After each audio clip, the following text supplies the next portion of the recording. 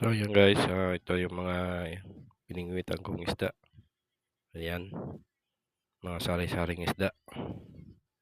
At itong dalawang to guys, kumay ang tawag dito.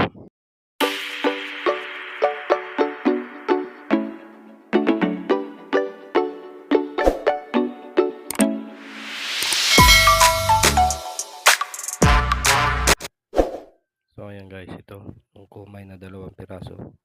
Masakit pala yan maninik guys. Ayan, nasa palanggana. Pangbinta natin guys itong mga nasa palanggana.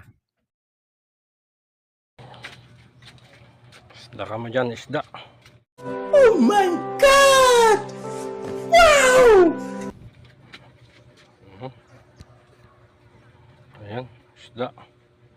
Bagong bago.